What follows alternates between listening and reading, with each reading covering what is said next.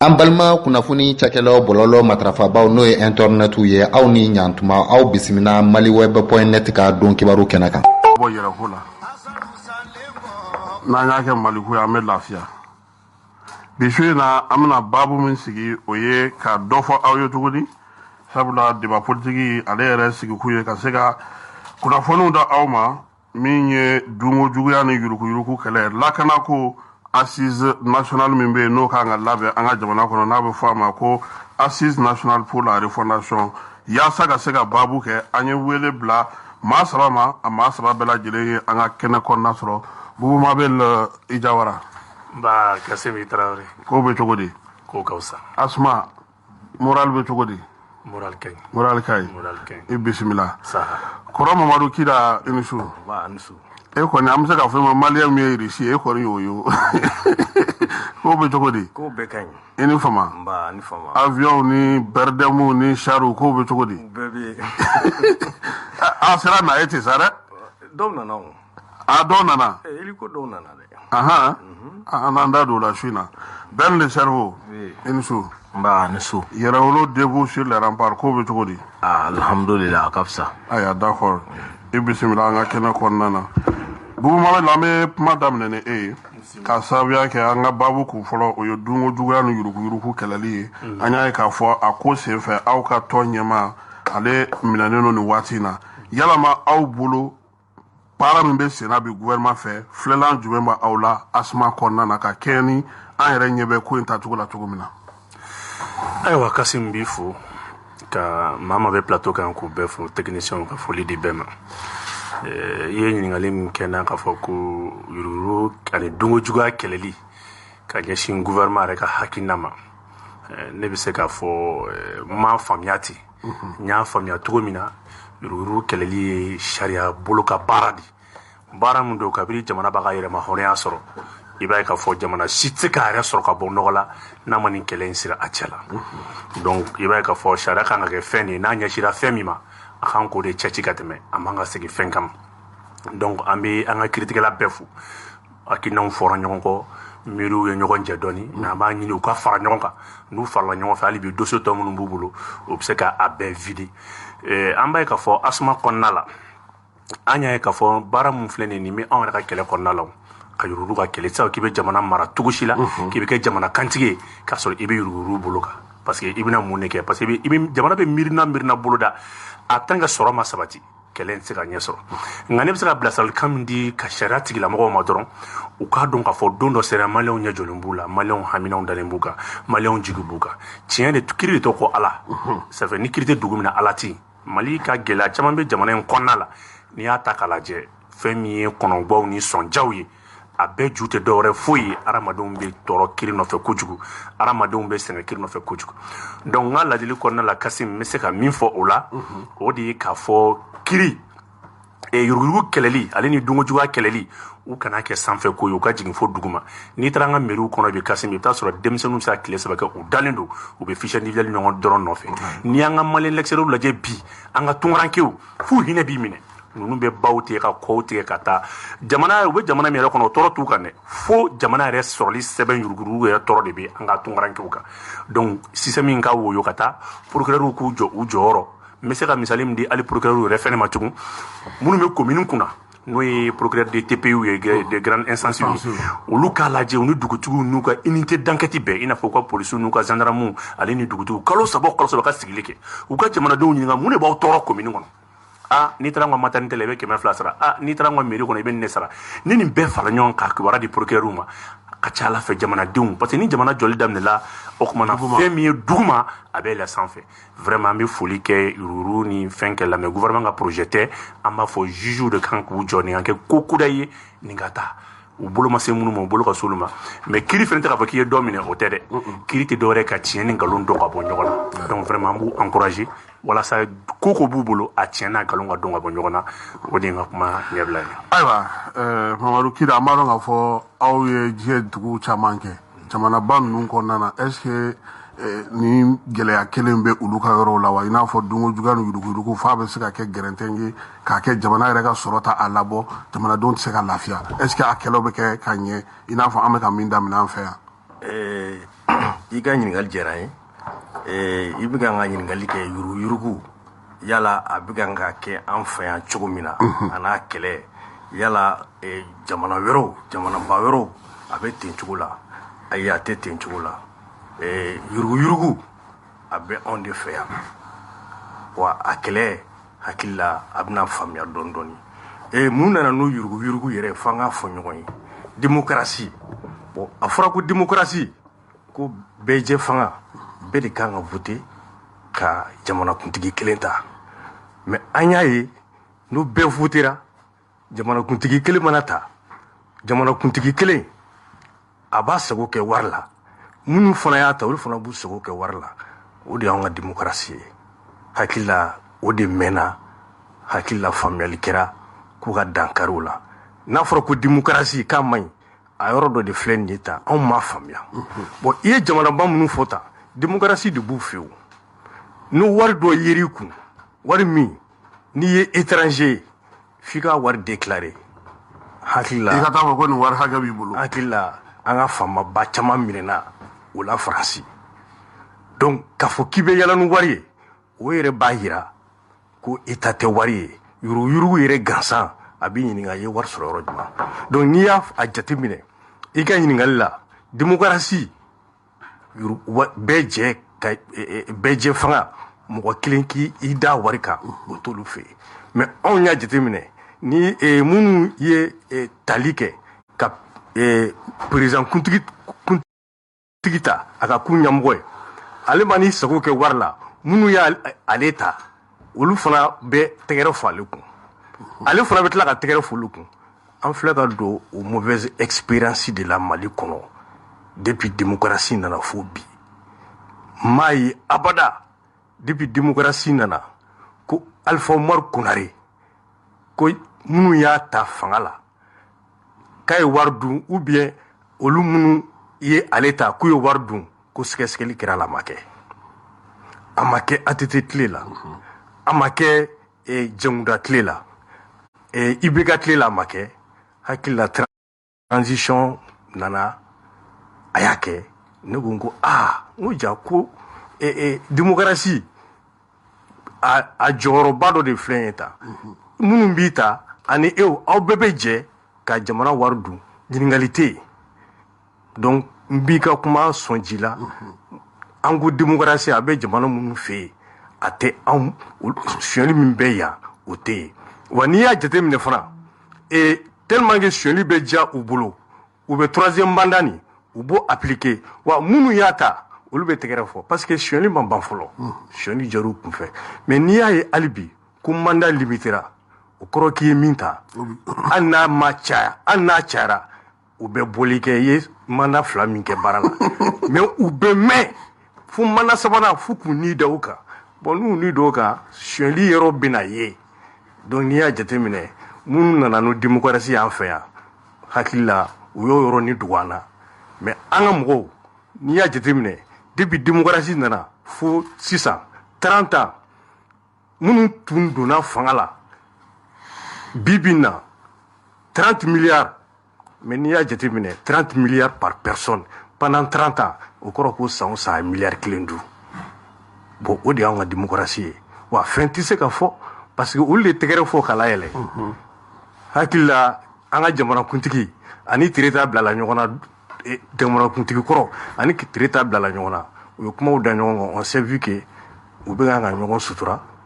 u bɛ ka ɲɔgɔn arranger bon c'est ça la démocratie foyi ma bɔ a la sariya sira nɔfɛ foyi ma bɔ a la o de tun miliyari cayalen b'u bolokɔrɔ bon minnu nalen bɛ sisan c'est pas des politiciens mais u kɔni y'a ye ko politiki kɔnɔna la u ka gestion a man ɲi donc fo ka ɲininkali kɛ sisan tellement que a cayar'u bolo olu t'a kalama ko fanga wɛrɛ bɛ na min ye sɔrɔsi fanga ye ko ka na dankari kɛ na sinon u tun b'a dabila ayiwa bɛn le cerveau mɔgɔ caman bɛ k'a fɔ ko aw ka fanga bɛ tasira la bere min b'aw bolo aw b'a ka sariyatigiw bila maaw la yaasa u kana kɛ aw sinaw ye kalata nataw la dunko juguya ni yuruguyurugu kɛlɛli i n'a fɔ Bubakari y'a fɔ cogo min a kan ka kɛ sariyatigiw ka baara ye nka bɛrɛbɛrɛli tɔn minnu bɛ yen bi ani minnu yɛrɛ n'olu ni M5 ye baara kɛ ɲɔgɔn fɛ olu caman mugurilen n'u nisɔndiyalen n'u bi yalama aw sago de bɛ ka kɛ wa ou bien aw kun ka laɲini de ye nin ye. Kasim Kifo ka n barokɛɲɔgɔn tɔ bɛɛ fo ka Kiledu baarakɛla bɛɛ fo ka maliden fɛn fɛn bɛ k'a lamɛn nin wagati la Mali kɔnɔ Mali kɔ kan ka bɛɛ fo. Kasim, an bɛ mɔgɔw hakili lajigi Amadu Tumani Ture a ka 8 juin 2008 o baronin na a ko k'a tɛ dutigi si malo ko ni maaw ye wari ta k'a t'u malo o kɔrɔ ye une gestion arrangée, ça c'est le laxisme. Jamana ka kɛ tomo ye ɲangili tɛ yen. O tɛmɛnen kɔ Ibrahim Boubacar Keita ko a ka lase dɔ fɛ ko dossier b'a bolo ko n'a y'a sen wuli ko caman bɛ kuma la k'u bɛ dugu bila. O kɔrɔ o fana ye laxisme dernier degré, ça veut dire tribunaux tilala instruction banna mais ne sen damɛ kiri kan pour que mɔgɔ kana ɲangi. Également un arrangement politique entre organisations politiques. Maintenant, an wulila k'an jɔ an bɔra globalement kunbelebeleba 2 kalo 4 an ko Ibrahim Boubacar Keita a n'a ka fangaw dɛsɛra jamana kɔrɔ ko Mali tɛ ka lakana du moment que Mali dugukolo yɛrɛ bɛ ka tunu parce que 180 tɛ jamana ka mara kɔnɔ. O tɛmɛnen kɔfɛ 2nan kɛra mun y'an bolo an ko kiri kɔngɔ bɛ malidenw na. Yuruguyurugu ɲɔ ɲaamɛ maa min ma jɔyɔrɔnin sɔrɔ o bɛ faso nafolo tigɛ 2 la du ka jamana sigi a sen sabara kɔnɔ e kelen i kama i bɛ se ka maa miliyɔn maa miliyari ni yɔrɔ dun. O kama ni o tɛ an tun bɛ se ka sira ɲuman sɔrɔ. E ka dunkojuguya kama kalanso ko dɔ balila, i ka dunkojuguya kama kɛnɛyaso dɔgɔtɔrɔso o dɔ balila o n'a ɲɔgɔn caman. O dɔ kama e ka dunkojuguya la an den dɔw bɛ t'u yɛrɛ kɛ fure ye cɛncɛn fuga kan walima kɔgɔji kan ka kɛɲɛ ni parce que e ye u jigi waro. Les enfants ont été déçus depuis le berceau. Kabiri denyɛrɛninw bɛ bamuna na u jigi waro la an ka jamana mara kalifara maa minnu na ka taa Musa Tarawele la ka n'a kuncɛ Ibrahim Boubacar Keita la. Malidenw ko k'u mago bɛ jamana la, jamana min bɛ kiri bonya a jantolen don sariya la min ni maliden bɛɛ ka kan sariya ɲɛkɔrɔ. O kiri an nalen furancɛ fanga la i b'a fɔ diɲɛ jamana bɛɛ kɔnɔ. La révolution ce n'est pas qu'un changement de régime, c'est un changement de gouvernance, de vision et de pratique. Mɔgɔw bɛ bɔ kun min kama ni aw ye fanga ta n'aw m'o kun waleya kun ma ye aw ka wulikajɔ la. O de kɛra mɔgɔ caman bɛ Mali kɔnɔ minnu bɛ kule n'u ka inspiration bɛ taa Faransi. I b'u ɲininka ko après la révolution française de 1789 ko docteur Guillotin a ye mun proposer Assemblée nationale constituante la en son temps. A ko je propose une loi de guillotine. Ani Antoine Louise ninnu olu nana ni machine ye k'a jɔ. I mɔgɔ tun ye faso nafolo dun walima i donna janfa la faso kama ko k'i jɔ k'i kun ci. C'est ce que la France a fait. Fo don min na u y'a ye maintenant jamanadenw ɲuguna u siranna sariya ɲɛ u ɲuguna faso nafolo la u ɲuguna foroba nafolo la o kama u sɔrɔla ka na vers l'abolition de cette loi. Donc ka ɲɛsin kɛ o ma bi an bɛ camancɛ fanga dɔ kɔnɔ mɔgɔw ye jamana sigi a sen sabara kɔnɔ malidenw jigi waro la fo dɔw yɛrɛ bɛ ɲininka ko yalima jamana in bɛna jɔ wa. Bi an ɲɛ b'a la minnu kun yelen don entre guillemets ko intouchable wagati dɔ la bi furancɛla fanga min bɛ sen na maka bɛ ka kɛ olu la. Min ye laɲini ye sariya sira fɛ a bɛɛ sariya batora. Mɔgɔw bɛ kuma parce que a kɛra cogo cogo n'i kanubaga i fɛ mɔgɔ i jɛɲɔgɔn ou bien i jigi bɛ maa min kan ko n'o ye ka sanayɛlɛnna e fɛnɛ sanayɛlɛnna mais jamana ka sanayɛlɛ i t'o kuma mɛn a kɔnɔ dɛ. N'o tigi minɛna diyagoya don kulekan bɛ caya mais an kulo t'o kulekan na du moment que an bɛ ka foroba ka hɛrɛ de lakana. Donc ko min ye ka bɔ kuma la ko politiki kuluw ko an bɛ siriw ɲɛ ko a bɛ se ka kɛ tasara ye ko walima a bɛ se ka kɛ an ɲɛ b'o de la dɛ ko walima a bɛ se ka kɛ k'an siran bɛ u ɲɛ ko jamana kuntigi kalata baara min bɛna bila sen kan ko an siran bɛ u ɲɛ k'a da fɔlɔ mɔgɔ si tɛ k'i bɛ se ka jamana jɔ ni hɛni ye. Jamana jɔ a baara tɛ kɛ tasara bere ye o bere tɛ an bolo ka ɲɛsin maliden si ma. Pour preuve maa caman tun bɛ régime in kɔnɔ a sanfɛ legelege la u tun ye jɔyɔrɔbaw kɛ régime tɛmɛnen i bɛ ka fanga la o caman bɛ bi ni camancɛ fanga in na jɔyɔrɔbaw fana la à des positions plus avancées que i bɛ ka yɛrɛ ka régime kɔnɔ. O dɔw b'anw fɛ CNT la o dɔw bɛ gouvernement na u bɛ jamana institution wɛrɛw la. Donc pour nous k'a fɔ ko tasara bere bɛ yen o dalilu o sigilen tɛ kala kan. Hali maa minnu bɛ k'a fɔ bi i b'a sɔrɔ CNT kɔnɔ olu ka mɔgɔ min bɛ yen olu tun bɛ ka i bɛ ka dɛmɛ M5 kɛlɛ la mais olu ka mɔgɔ min bɛ CNT kɔnɔ i bɛ taa sɔrɔ IRD ka o mɔgɔ tɛ IRD tun bɛ M5 na olu bɛrɛbɛrɛli kulu i b'a sɔrɔ u ka mɔgɔ min bɛ organe de la transition na i bɛ taa sɔrɔ EMK ka o mɔgɔ t'a kɔnɔ ainsi de suite SADI ka o mɔgɔ t'a kɔnɔ minnu jɔra kɛlɛ ɲɛfɛ ka kɛlɛ kɛ pour que ka se ka jamana bɔ donc ka kuma kuncɛ ko an bɛ se ka siru ɲɛ an bɛ siru ɲɛ ni mun ye a jumɛn kelen bɛ yen i ye faso nafolo ta ayi m'a ta u tɛ k'o fɔ dɛ débat tɛ ka k'o yɔrɔ la dɛ ko politique kɛlɛ don ko procès politique don a jumɛn kelen bɛ yen min delila ka kɛ hali conseil communal ye a Fadugu la a si u ma deli ka mandat électoral kelen pe birige u bɛ ka balo de kɛra la kabiri u ye Musa bi u ko nin y'anw ka ba wololen tanni na olu ta tɛ filani ye tanni na e que u ye faso sɔrɔ tan dɔrɔmɛ la donc an k'a da kan an ka taa fɛ u y'o baara de kɛ san 30 c'est pourquoi bi wagati de y'u rattrapé wagati dɔ n'i ye fɛn dɔ dun maa k'i sigi kuma dɔ to kunna i k'i wuli kuma dɔ ka bɔ to kunna u y'a tigɛ fila la dun donc bi u bɛ don bɛrɛ lɔ ka ɲɛsin kɛ ka taa fɛn bɛ fɔ état de droit ma merci. bɛɛ an y'o o faamuya Bubu Mabel Jawara e yɛrɛ ɲɛ bɛ nin ko tɔ la cogo di parce que bi ko daminɛ tɛ jamanadenw ka hakilina ba tɛ ten kosɛbɛ c'est vrai que mɔgɔ caman bɛ ka tɛgɛrɛ fɔ mais a sini mina na kɛ mun ye e yɛrɛ bolo n'an tora nin taabolo in na yuruguyurugu ni dunkojuguya kɛlɛ la komi i yɛrɛ ko a ka kɛ kiiri mɔgɔw ka baara ye. Bon, je pense que ni jamana baara kɛra ko nisɔndiya bɛ na k'i ye dɔ minɛ ne fɛ kɛlɛ t'o ye quoi kɛlɛ ye n nana kun min kama mɔgɔ tɛ minɛ ko parce qu'il est intouchable mɔgɔ bɛ minɛ de daluwa b'a bolo ne bɛ kiiri tigilamɔgɔw fo u ye kuma dɔw fɔ u ye kuma u ye procédure ni jamana binna procédure ko t'a la kiiri bɛ taa di n'o ɲɔgɔnna kun sera ka kɛ hali jadisiw ni rebelle kɔrɔ minnu bɛ yen ka ni ɲɔgɔnna kolu la procédure t'a la a bɛ t'u minɛ ka na ou bien u tɛ don CNT kɔnɔ ou bien u tɛ don gouvernement kɔnɔ ne tun bɛ n jigi da kiiritigila mɔgɔ k'a fɔ ko tiɲɛ yɛrɛ la ko nin ye koba ye mais ne nana ye k'a fɔ o wagati kelen na maa minnu yɛrɛ ye Mali yɛrɛ bila nin dingɛ bɛɛ kɔnɔ olu bɛ ka sara kalo la olu bɛ yɛrɛ bɛ jamana sariyatigɛso kɔnɔ olu yɛrɛ ni révolutionnaire tɛgɛ bɛ ɲɔgɔn bolo u b'a la ka nisɔndiya u bɛ ka kuma caman fɔ n b'i hakili lajigin n ye i ka journal dɔ monter o don n ka revue de presse la reporter kɔnɔna la ɲɛ b'a la ko Faluku Kulubali a bɛ ko kiiritigɛla don ka bɔ Kayi mara kɔnɔ ale yɛrɛ ni Sarafilu i bɛ hakɛ to a yɛrɛ ni bingali walew tigilamɔgɔw karibula jinɛ tigilamɔgɔw bɛnna u tun bɛ fɛ ka yɛrɛ nin karaba mais ala k'a ka carte ma sɔrɔ a bolo olu de mandat de dépôt ka da o kan ale yɛrɛ tɛgɛrɛ de fɔ ko ala y'ale ɲuman bɔ donc i bɛna k'a fɔ jamana bɛ sariya bɛ juge yɛrɛ de don juge bɛ taa fɔ yɔrɔ dɔ ko ala de ye ɲuman bɔ bingalikɛla bolo yɔrɔ b'a k'a fɔ ko fanga kɔni tɛ juge la o wagati la ne bolo Mali bɛ yɔrɔ min na bolodi ɲɔgɔnma wagati de sera quoi transition ye bɛɛ de ta ye n'i ye jateminɛ kɛ anw na Asma kɔnɔ Sumuli Bobo Mayiga kɛra maa fɔlɔ ye min y'a ka dɛmɛ ta ka don transition na k'a fɔ n bɛ transition soutenir o don a ma Assimi soutenir a ma Jawo soutenir a ye transition de soutenir parce que jamana bɛ gɛlɛya min kɔnɔ n'an ko an bɛna sariya wɛrɛ da jamana kɔ kan jamanadenw de bɛ gɛlɛyaba sɔrɔ mais i bɛ taa sɔrɔ fangakɔrɔ tigilamɔgɔ wari maralen b'u bolo fɛn caman b'u bolo o don mɔgɔ caman y'anw critiquer olu bɛ jɔyɔrɔbaw la bi o transition rectifier olu ye jɔyɔrɔ sɔrɔ moi je pense que an ka bɔ débat dɔw kɔnɔ an ka Mali lajɛ bi charte minnu kalifalen dɔ na an k'olu lajɛ an ka justice ni bi ko justice k'a ka baara kɛ a ɲɛni yɛrɛ ma Choguel tɛ kɛ premier ministre ye parce qu'il est poursuivi par le juge d'instruction de 5e cabinet a ka dossier bɛ yen fond mun bɛ yen n'an b'a fɔ ma ko fond japonais o dossier bɛ cogo di donc i bɛna k'a fɔ jamana kɔnɔ mɔgɔ dɔw de bɛ fɔ ko denmisɛnninw ka mɔni min i bɛ taa sɔrɔ galama kelen dalen don mais mɔgɔ minbaga ka ca n'a tɛ min da la ko sukaro t'a la a yɛrɛ man di yɛrɛ don mais n'a donna min da la o b'i man kun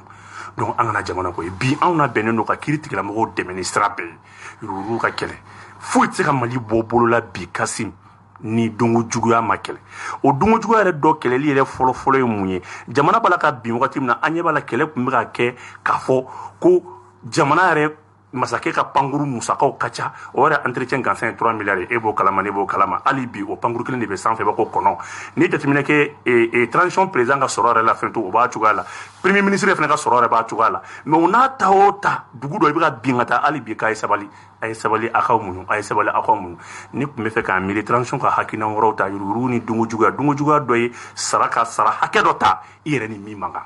transition sara kan ka jigin k'a dɔn malidenw ɲɛ jɔyɔrɔ olu de bi i kɛra transition fɛ o i ma k'a fɛ o Mali bɔda sira dɔ don n'i ye misali ta CNT yɛrɛ kɔnɔna kan i bɛna k'a fɔ an bɛ don min na ko bi depuis an ye CNT ko in daminɛ fo ka se bi ma mɔgɔ 121 ma deli ka sigi an n'a kɛra ne hakili t'a la a bɛ se ka kɛ n ka dɔɔni ka dɔgɔ a la donc Cour suprême kan ka ci bila ka taa CNT yɛrɛ kɔnɔ munna a ye mɔgɔ 121 de di an dun ɲɛ tɛ mɔgɔ 121 n'o yɛrɛ ye mɔgɔ joli ye dɛ a musaka ko bɛ cogo di a musaka ko de bɛ cogo tan ni kelen min t'i ye kuma o kuma a wari bɛ taa min kuma o kuma a y'o lajɛ hey mɔgɔ tɛ minɛnɔgɔ ko ni fu nɔgɔlen dɛ jeliya de bɛ jeliya kɛlɛ mais an y'a ka fɔ malidenw sɔmina Mali marabaga caman y'a dɔn ka fɔ maliyɛn mago bɛ yugu ni suɲɛli kɛlɛ de la donc n'i ko mɔgɔ min ma ko zon a tigi bɛ nege bɔ maliyɛn na n'i ko mɔgɔ min ma ko yugu a tigi bɛ goya maliyɛn donc bɛɛ ye nin k'i taabolo ye ka nin k'i ka farankankɛla ye ka nin k'i ka kɛlɛbolo wa n'i y'a kɛ i bɛ ɲɛ sɔrɔ a ma dɛ yanni mɔgɔw ka tigɛ i la n'o tɛ n bɛ kuma kelen f'i ɲɛna i bɛna si bɔ n tigɛ kɔnɔ na ala ye transition ɲuman ban ka Asimina ka cɛdenw dɛmɛ u ka kalafili jɛlen kɛ i bɛna yen k'a fɔ maa minnu bɛ yen bi ninnu fana ta kɛ don dɔ dossier batigiw ye i t'a dɔn ko tiɲɛni kɛra fo ninnu ka taa mais ni mɔgɔ bɛ yen don min na kuma ka nɔgɔ a ma fɛn bɛɛ ka nɔgɔ buna hadamaden ma n'a bolo bɛ fanga la an bɛ dugawu de kɛ ala k'a ta fanga d'a ma ne bɛ se k'o de fɔ kira est-ce que siniɲɛsigi bɛ nin taabolo in na dunko juguya ni yuruguyurugu kɛlɛli la ani ladilikan jumɛn bɛ se ka di kiiri tigilamaw ma parce que caman bolo bi k'a fɔ n'i bɛ fanga la i kɛlɛ man di i minɛ man di i bɛ dunni kɛ cogo min ka di fosi tɛ bɔ a la i ka ɲininkali diyara n ye hakili la dan bɛ sɔrɔ a la ko dan b'a la n y'a fɔ démocratie an bɛ président ta a b'a dun an fana b'a dun an b'o de dɔn Mali la an b'o de dɔn n'i y'o fana kelen justice de fana tugur'u kɔ n'o démocratie fiɲɛ taara yɔrɔ min na i b'a fɔ furaburu justice bɛ tugu a kɔ o de ye Mali to dingɛ kɔnɔ hakili la n bɛ kan ka min ye ɲɛna bi transition u bɛ baara min na bi na ko wari minnu dunna ne yɛrɛ ye a kuma dɔ fɔ yan avion ko avion minnu wari dunna n dabali banna n tun sigilen t'a ye abada ko o wari ko kuma in ko dɔw bɛ minɛ bi ko k'u bila kaso la donc tiɲɛ ka di ala ye dan bɛ ko bɛɛ la hakili la dan bɛ nin na u bɛ kan ka dan sira la justice min bɛ yen hakili la an ka débat in kɔnɔna la n'o ye balimakɛ ka kuma lamɛn a bɛ komi minnu dankari kɛra minnu na sisan k'u y'a dun ani minnu bɛ kan k'olu minɛ hakili la nuance dɔɔni bɛ a ko la minnu bɛ kan ka baara kɛ bi sinikɛnɛ n'u ye caman ta a wari bɛ cɛw bolo kɛ n'a wari cɛw'u bolo u tɛ fɛn caman kɛ yan a bɛ fɔ ko enrichissement illicite de ye donc o min filɛ nin ye an ma s'o ma fɔlɔ mais wari minnu dunna sisan nous an sigilen don a la depuis l'avènement de la démocratie jusqu'aujourd'hui a commencera de dangari de commencera ka k'a la sisan an dabali bannen do de la donc ne yɛrɛ bolo dan b'a la a dan de bɛ kan ka siri n'i y'a jateminɛ an ka généraux o Mali n k'a mɛn ko généraux kelen kelen plus de 30 milliards n dabali banna mais généraux bɛ se ka nin wari ninnu ta cogo jumɛn u b'a bɔ min Faransi n'i y'a jateminɛ an ka cɛba dɔ bɛ yen Faransi wari de yera a ka mobili kɔnɔ wari in tɛ tɛmɛ hali 30 millions kan il a passé quelques jours en prison polisiw ye mobili kɔnɔna lajɛ j'ai lu dans les journaux polisiw ye mobili kɔnɔna lajɛ ko nin mobilitigi in bɛ min il était devant un hôtel u nana u ko bɔn ko mobilitigi bɛ min ko mobilitigi u y'a ka hôtel yira u nana u jiginna n'a ye ko wari in bɛ min ko comment il a eu l'argent donc c'est pour dire que la justice malienne devrait faire la même chose autosaisir ni autosaisir kun kɛra l'avènement de la démocratie comme démocratie nana a système bɛɛ de ɲagami parce que a nana n'u ŋaniya min ye Musa Tarawele y'a fɔ ala ka hinɛ a la ce n'était pas notre moment d'accéder à la démocratie et aujourd'hui qu'est-ce qui se passe? La mauvaise gestion, la mauvaise expérience de cette démocratie. Les politiciens, les religieux, les justiciers, les justiciables, le peuple même, tout le monde a pris Nyagamina, Bébigan qui s'agoke. Donc, nous, Kodo Bégan à Kessissa, ne d'abord Banako Mina, ne Ninga, qu'est-ce qu'il y avait d'abla? On y connaît d'abla, toi. Parce que nous, nous faisons fleni, c'est sûr que, au clé, ye mɔgɔ minnu yira k'u ye nin wari in dun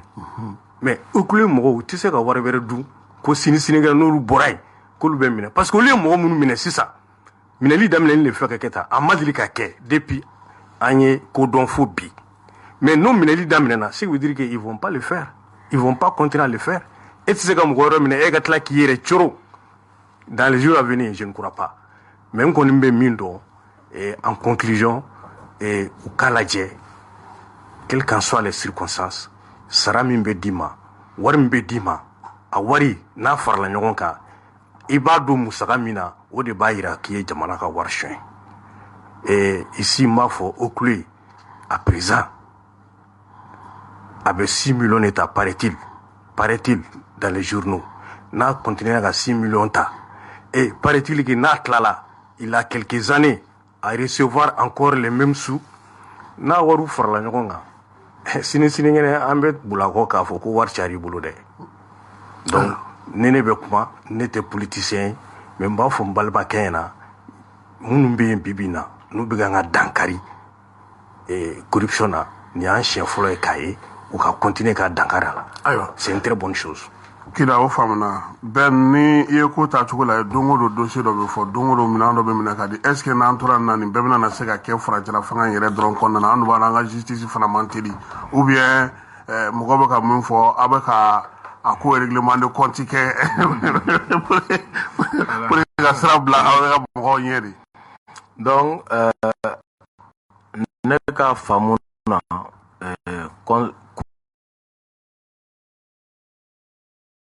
corruption est forme nani. Il y a ce qu'on appelle la corruption financière, mi kan nafolo ndraki mi no nyonyame. O temenengo mi corruption sociale, c'est-à-dire ne bolo ka ja nde no be ki kambo concours do no fe walma avec école dola, mais c'est ka no ga da min kaya ni fendo mankan ka dama. Favoritisme ou népotisme me développer au concept kono. Ka segin kana corruption morale la no ye nye dine nyema ye walma nye dugutigi ye ma ka bonya dana karama benka men sinsi oka ka fendo sama kana ni mi manka walma ka di nga kalande kanu baga ma mi fene no o manka o kofe mi yɛrɛ be fene ni o fene ɲɔ ɲame kosɛbɛ an ka politique maw yɔrɔ corruption politique c'est-à-dire k'i to i ka jamana kɔnɔ ka t'i jigi sɛmɛ k'e bɛ t'i kɔ da faransi la ko n'o tɛ i tɛ kɛ président ye i n'o ka bɛnkan juguw kɛ ne nana n bɛ n ka jamana nafolomafɛnw ta ka ɲɛsin aw ma donc ne de bɛ n ka jamana hɛrɛw ta ka ɲɛsin aw ma ka kumaniya n ka jamanadenw yɛrɛ investilen don pour que n ka minnu ka hɛrɛ bonya k'u ka tɔɔrɔ dɔgɔya ka tɛmɛ olu yɛrɛ kan o bɛɛ kɔfɛ bi le commandant des forces spéciales anti-corruption le ministre de la Justice, j'ai dénommé Kasoge.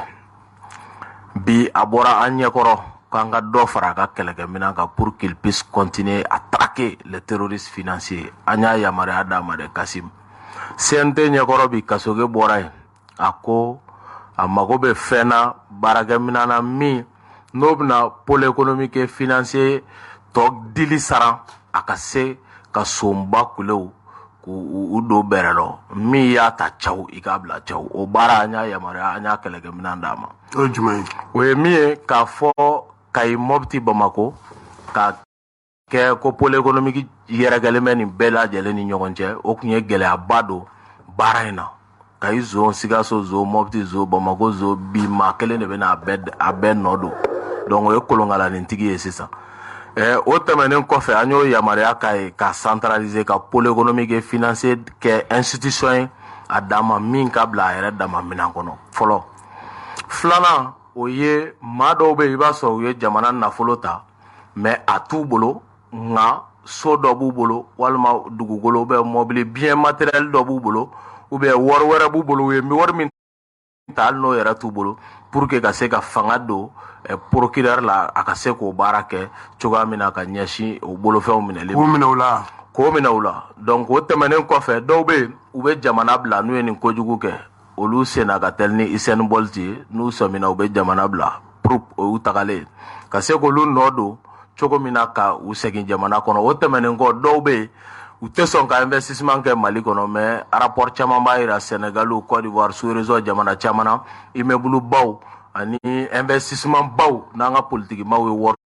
ou beta investi donc pour gal na be jamana wara kono ka se ka mine chokomi et maintenant au lieu que kay procureur mobti procureur commune 3 procureur au lieu nga ke pôle économique et financier procureur si ça ba yere dama minan kono o bara indoro e nyesine do dore mara ye kolongala ntigidi so mba kule o dere iku bla berelo pour que jamana be se ga ni nakili chokomina donc bakuru bala mogo mi meni barake mina indlan bi ibe ki yere mineli fene de la chine quoi donc pour dire que munu bala tamaje fanga mogo chine ni me kawla la loi est impersonnelle saria be ta kaka boli bedeka et mali saria suma yere sigide flana o de bo yorofo tous les maliens naissent et demeurent libres et égaux en droit et en devoir donc o mimbe sena no etnie no balolendo o kuma de ne ka nyesi jamana de mbela jelema donc bi aw kana ne kele mine o kera mogo do kule gahen aw kana ne folo mine o kɛra mɔgɔ dɔw kumakan ye anw bolo jɛya bɛn ne baara tiɲɛ don jɛya bɛn ne saga fɛnɛ dɔ minnu ko saraka ba ou bien saraka saga wolu ma an tɛ saraka kɔ an bɛ fɛ k'an ka faso de jɔ sen kan donc jɛya ka ɲi bɛɛ la wa ni yuruguyurugu kɛlɛli bɛ daminɛ a daminɛna kɔrɔnɔ bisimila a daminɛna kilebinɔ bisimila a daminɛna kɛɲɛka saha a daminɛna bani saha an b'o baara de kan ka ɲɛsin faso ma donc la corruption est la mère de tous les maux jamana cité diɲɛ kɔnɔ min sera ka bɔ nɔgɔla yuruguyurugu kan et la corruption s'est généralisée qu'a érigé en système de gouvernance fort bi ça a affecté tous les secteurs mɔgɔ yɛrɛ bɛ ɲininka n'i ko k'i tilennen don f'a bɛ f'i ma ko danga b'i kɔ ko e tɛ fɛ ka réussi donc mɔgɔw tɛ ɲugun foroba nafolo la u tɛ siran parce que ɲangini tɛ yen impunité bɛ yɔrɔ o yɔrɔ diɲɛ kɔnɔ au yɔrɔ la c'est bonjour la corruption donc bi an bɛ ka baara min bila sen kan c'est stop à l'impunité o de y'a to ala ka danfɛn bɛɛ la adamaden de ko ka d'a ye n'a bɛɛ ye nka a ye jahanama dilan ka bila dɛ ko n'i jɛngɛnna n'i ye maaw tɔɲɔ n'i ye hakɛw cɛya n'i jurumu cayara i bɛ taa ɲangi yan ni gɛlɛya in kɔnɔ donc o kama gɛlɛya bɛ diɲɛ fan o fan tilenni bɛ mɔgɔw bɛ miiriw la foroba ka hɛrɛ la u bɛ ɲinɛ u yɛrɛ kun kɔ parce que notre système de démocratie comme kɔrɔ Kida y'a fɔ cogo min je n'accuse pas la démocratie en tant que régime mais j'accuse des faux démocrates qui sont à la limite des kleptocrates u tigɛ wusulen don u tigɛ tɛ bin ka wuli olu bɛ kleptomane de b'u la u y'a ye u y'a ta ɲɛ dara kan wala u ɲɛ dara kan u taara n'a ye o baara de bɛ sen na à la place des démocrates nous avons hérité des kleptocrates pendant 30 ans et là an tɛ démocratie jalaki dɛ an b'o démocratie kolon minnu taara u jɔ bourse travail la ka kumabaw fɔ o don na Musa ma qui sont venus ils se sont proposés comme remède mais en réalité est-ce que le remède n'a pas été plus pire que le mal donc bi amolu de traquer jusqu'à leur dernière demeure pour que u ka dɔn ko faso nafolo ko ne kun bɛ se k'a ta i y'a ta wa bi ni ɲangi min ka kan o bɛ da i kan. an b'a fɔ an lamɛnbagaw ye k'u sɔgɔlen don radio Kiledu la min ye débat politique ye an bɛ ale kɛnɛ kan Adama Ben Jara ale bɛ yan min ye Bubu Mabel Jawara Asuma CFP ka taa se kɔrɔ Mamadu Kida ale fana b'an ka kɛnɛ kɔnɔ Bubu Mabel min ye lakanako ta na sira fɛ kuma kelen bɛ mɔgɔ bɛɛ lajɛlen da bi o ye Wagner ko in ye e bɛ mun dɔn ale ko in na dɛ parce que a kuma cayalen don.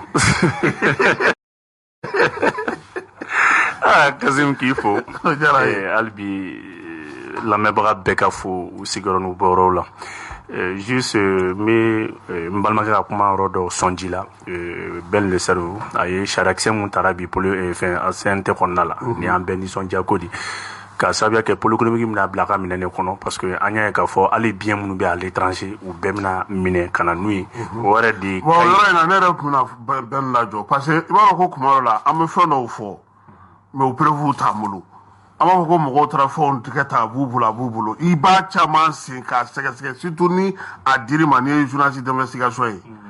i bɛ taa bɔ min kalama i b'a sɔrɔ i bɛ k'a fɔ ko min t'a don o ta tɛ dɛ minnu yɛrɛ sigilen na n'u bɛ k'a fɔ olu de ta don. o ye mɔgɔw bila M5 kɛlɛ la ka taa ɲɛsin Orix ma ka taa Orix so caman ci ko Karimu ka so don fo Orix yɛrɛ ɲɛmɔgɔ bɔra ka kuma nin bɛɛ ye don i b'a dɔn Kasim ni i bɛ kuma don min na ka jamanadenw hakilina n'u tuloma duman fɔ fɛn bɛɛ bɛ i b'a bɛɛ fɔ fɛn bɛɛ bɛnnen don fangatigi la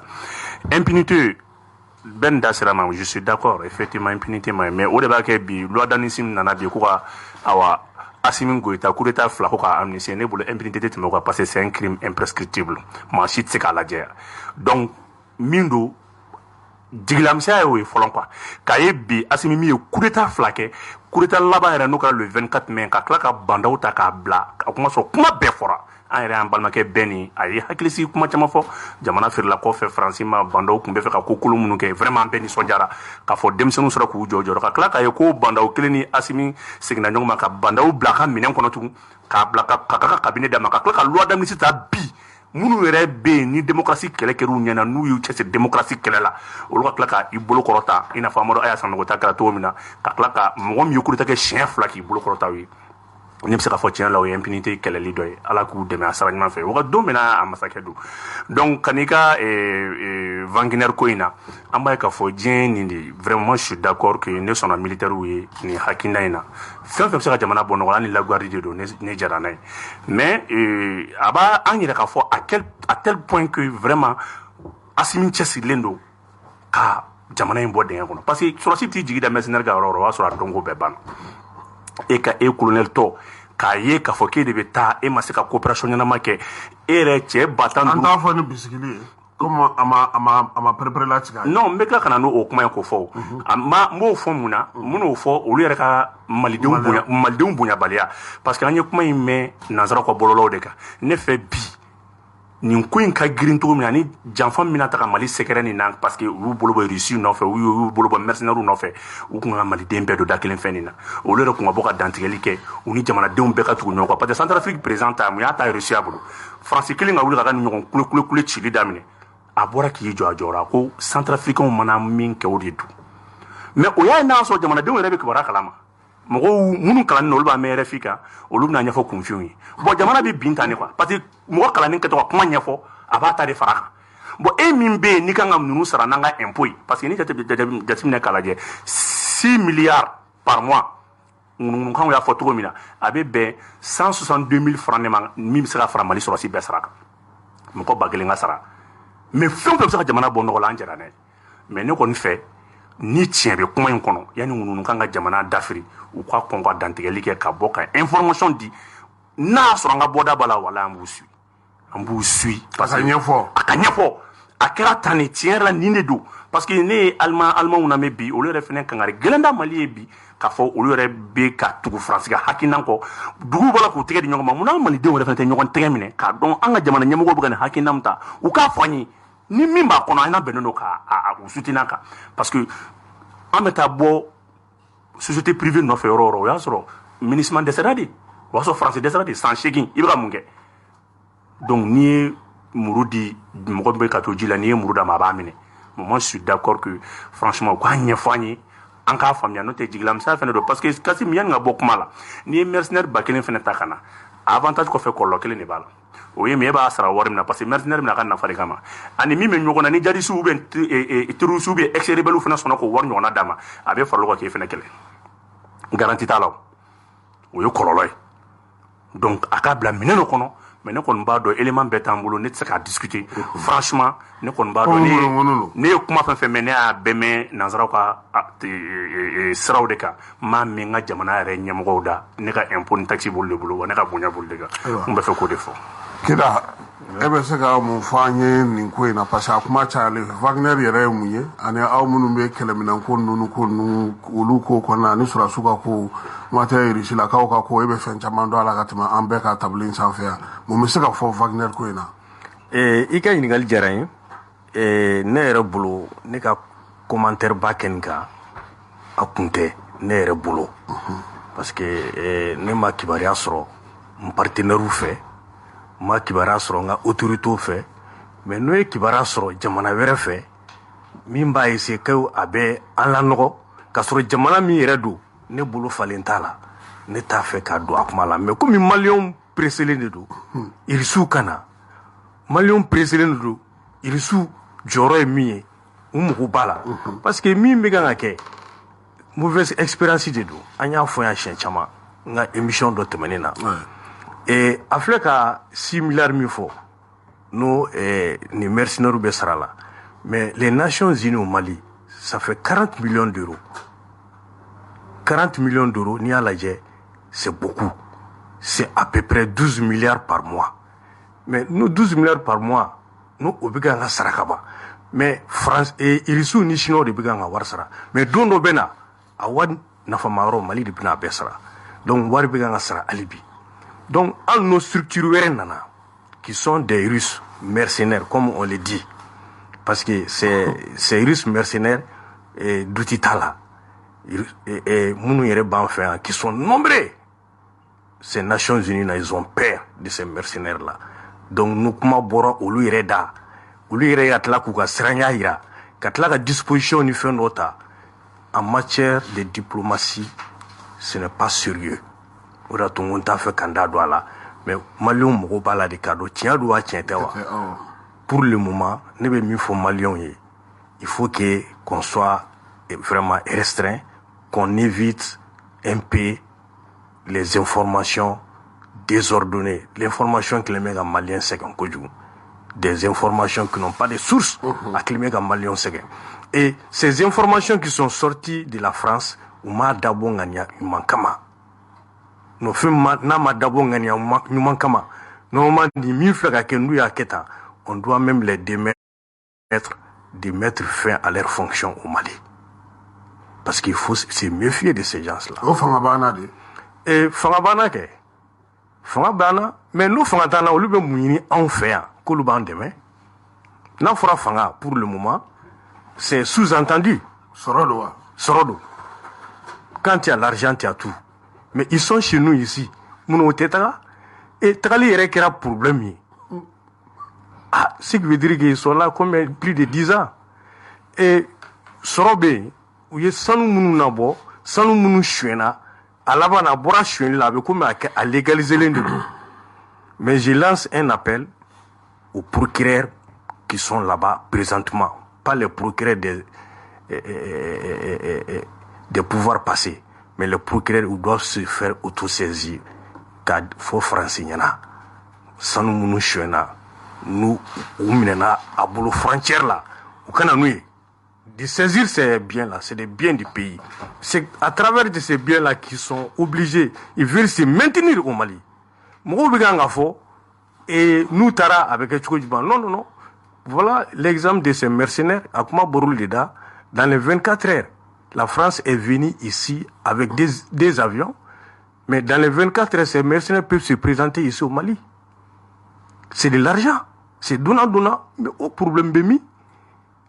Est-ce que Oluni a l'autorité tout le monde nous faut djidjugo,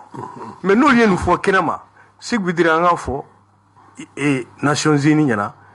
qui est l'air représentant de la France que c'est pas sincère. Diplomatiquement, ce n'est pas bon. Oui, Mali la maloya, mais Oumana maloya de. Oui, il y a des 600. Est-ce que c'est est-ce que c'est entre français et masra? Mais quand on voit, il y a 600 qui sont en position de faiblesse par rapport à d'autres puissances qui vont venir bientôt. Et Mbafe Kika, Ma Djabi, et une structure nanao, une structure manao, dans Bekobela, dans peu de temps, le Mali va se défendre. Kaka auto-indépendance sans ces gens-là, économiquement. Parce que dans tous les pays, économiquement, il n'y a pas de match. Et aujourd'hui, les Maliens sont en train de travailler avec la Russie dans le cadre économique. Peut-être débattre la main à Douala, mais pour te dire que une structure muflénier, et sur le plan officiel, je ne suis pas d'accord, mais sur le plan officiel, la France a voulu vraiment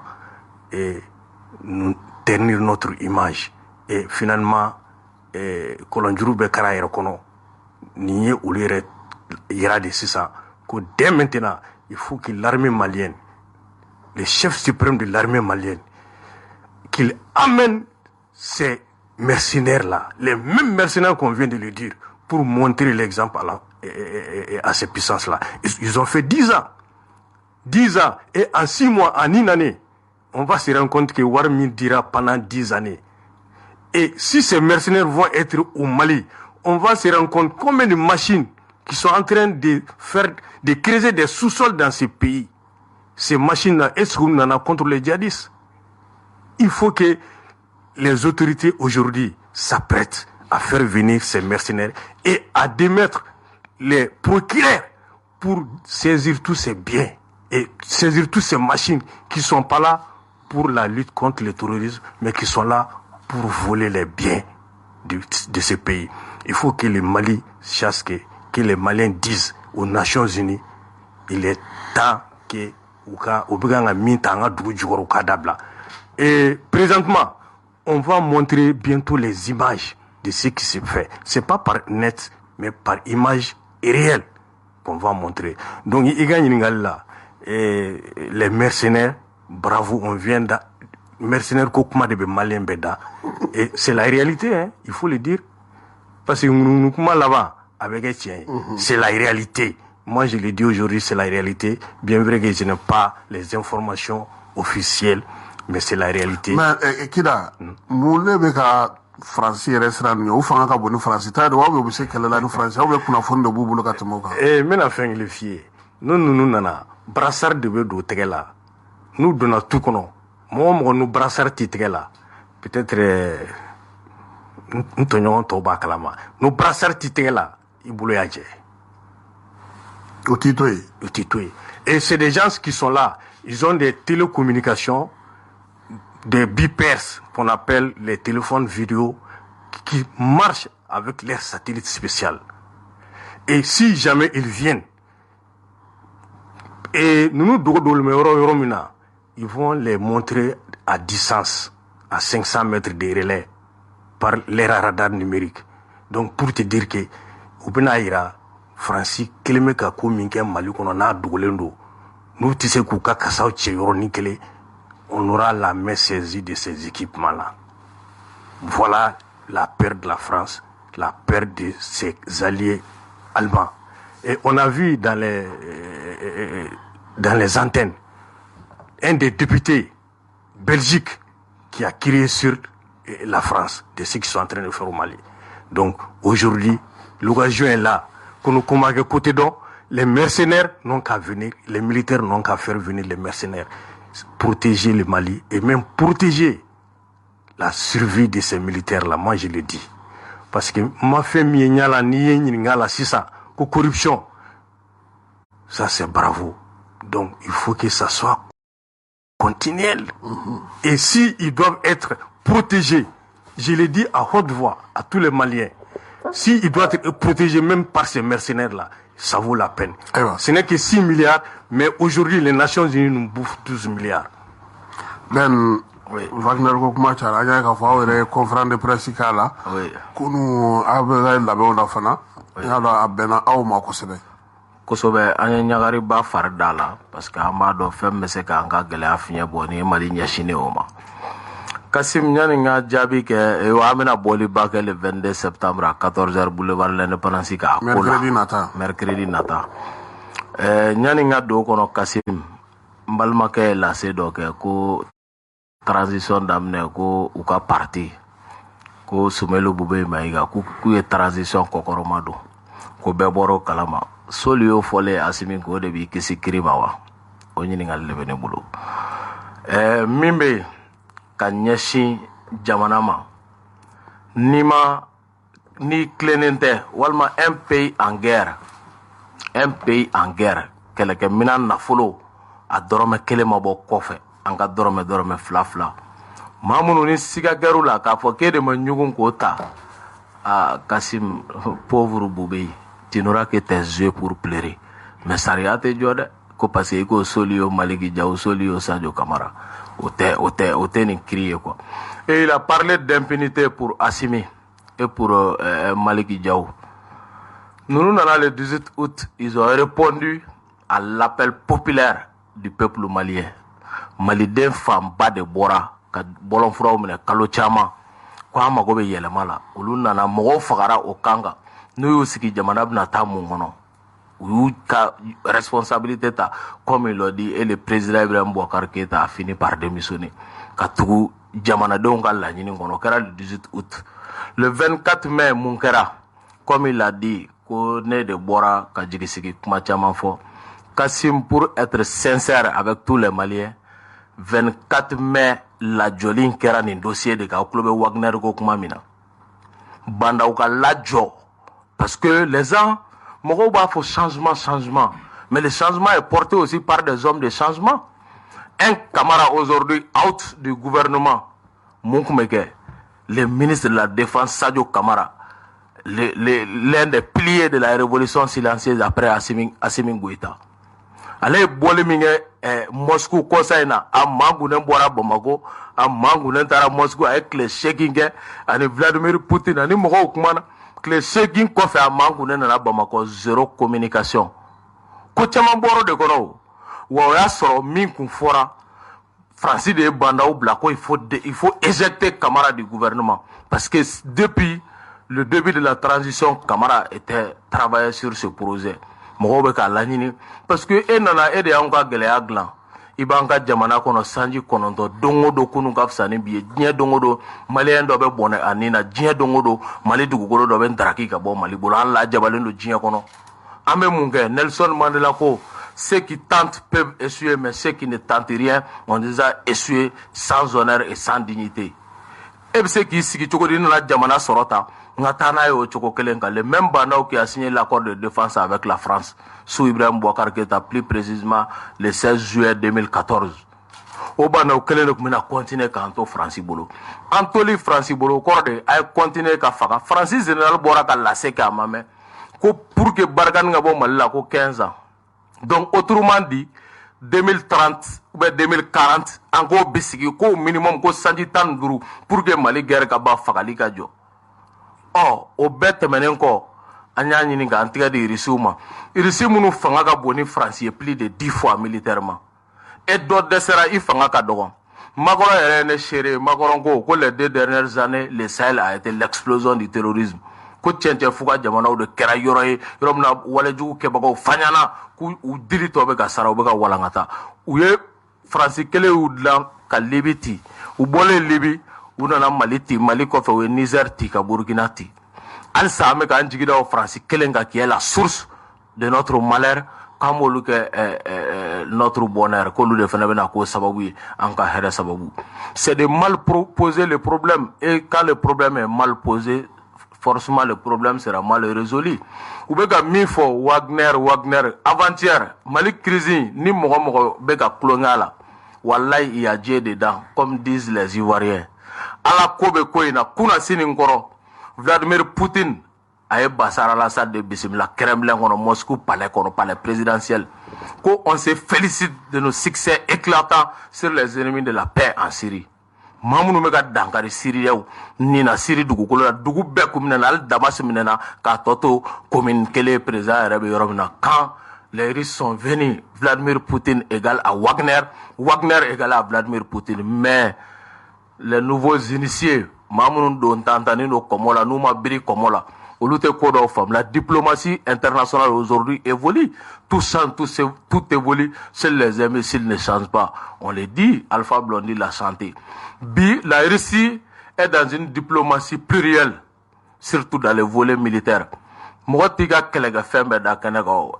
tumani Jimé Diallo Malika ambassade la sigidemi ngundo France ko France ga lezo étranger nu ka tatouage me yala la Bamako ni ay mogo be ka tugubi mouvement munu me ka fa ba la France ko c'est parce que France te ga résultat ke ko tien ko lu mogo munu me yala la ku te affaire la à part ka bi mogo ka ole ke u ka ta sa mena ka ubna sa hotel plaza kono malheureusement le ko ka sa forona ou sa hôtel liu de ça en fait c'est malheureux et c'est dommage ou banga surasu faka ou banga flow faka kuto marazi la bunti dugu kono ou tanga civil demsen fitinu faka menaga dugu kono ou ta ka tanga surasu yere taninkele ko lu jolento buga kele fardal la ko lu faka on sait que c'est Kidal et pendant ce temps à 15 km de Kidal ga yere be ka boka la sege pas de moindre de haute personnalité ko dama nyagane no Kidal kere fait à 15 km et pendant ce temps, France a 4e réserve d'or en termes de puissance économique. Damanding kelembe awolo, mais ton dormi réserve boubolo. Ya fere sukuka. Faut que ton dormi rebla dans la bidien qu'on France et joro nanine sanugola mais damanding kelentuka dugu jukoro. Donc on veut nous distraire. Mogodo be lu hakilibe France de boulot. C'est pourquoi Steven Biko Komu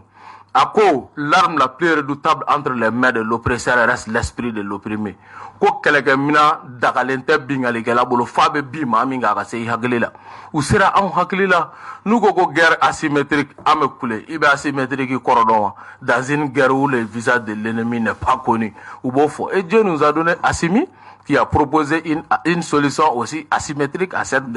guerre asymétrique, c'est ce qui s'appelle Wagner. O de kɛlen no ka mankan cɛya jamana kɔnɔ ani jamana kɔkan Mali kɔnɔ nin tɛ balanali pendant la prise glorieuse de l'indépendance du Mali ngo mɔgɔw bɔra ka marcher ni France drapeau ye an ma se indépendance ye vive la France a bas le Mali a bas les francs maliens o kɛra Bamako kɔnɔ yan mɔgɔw y'o kɛ donc mɔgɔ dɔw bɛ yen diɲɛ kɔnɔ olu mago bɛ u ka to bolo kɔnɔ maaya la olu b'u yɛrɛ sɔrɔ o de kɔnɔ u bɛ lafiya o de kɔnɔ donc n bɛ bɔ kuma la ni yɔrɔ jumɛn ye sisan mais malien den fanba olu bɛ yɛrɛ woloya de kɔnɔ ka jɔ n'u danbe ye hali ni bi bɛ gɛlɛya mais sini ka kɛ lafiya kɔnɔ n bɛ bɔ kuma la ni yɔrɔ jumɛn n ɲɛ bɛ l'enfant chouchou de la France la schéma n ɲɛ b'olu la MNLA mɔgɔ minnu ye nin fɛn bɛɛ déclenché n'u taara RSOA Francis palais kɔnɔ en novembre 2011 Nicolas Sarkozy François Fillon et Alain Juppé pour montrer que mon combat n'est pas dirigé contre un homme par exemple mɔgɔw bɛ bube ko kuma fɔ u bɛ fɛn fɔ Sormoy Boussanga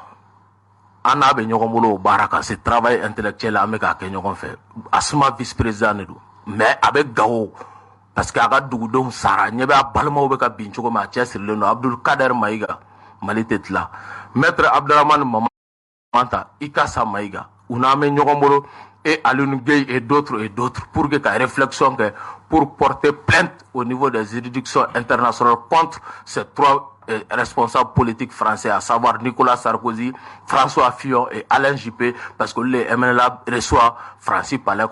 donc à claque à MNLA de l'Ankou Blakana. Donc, peut-être ils ont compris par le temps, ils sont nos frères maliens, ils ont été manipulés par la France contre leur propre patrie. Ouati do Serabi de faire un retour à la maison, ou sabali, parce que ni Rissou ka surasi nunu na comme ni Francisco mercenaire do bu wele ko mercenaire bon an ngoni bolo ni tasma wuleli ka bugula I mago te o mineral la ko tasma faga de ni mina ngoji soro je tasma inga faga kofe ato be nyini donc bakru bala mali bo gune ka ame ko hakilina baraw ko nyoko fe choko mina be la biolu bora ka communiquer ke suina ko utafa ko irisu kana parce que irisu nana bi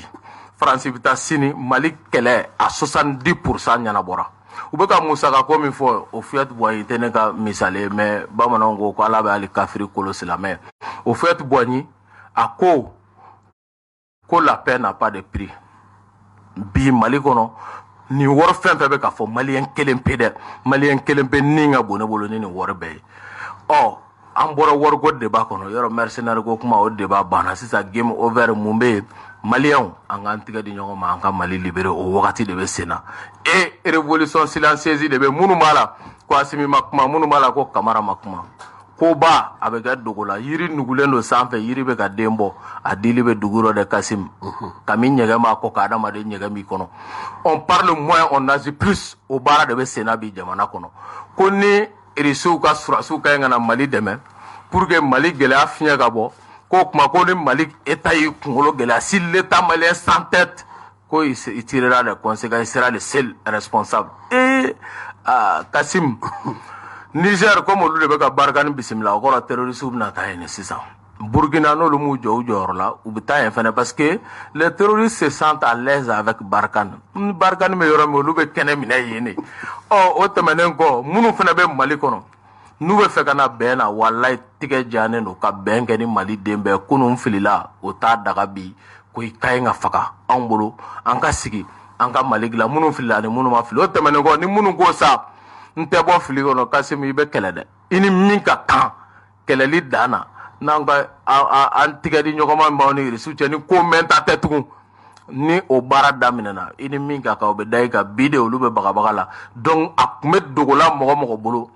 même les plus bêtes du village, les derniers bêtes du village aujourd'hui, ils voient clair Mali crise a bɛ yɔrɔ min na ni communiqué kɔfɛ sema ka ni communiqué kɔfɛ mɔgɔw y'a dɔn bi sa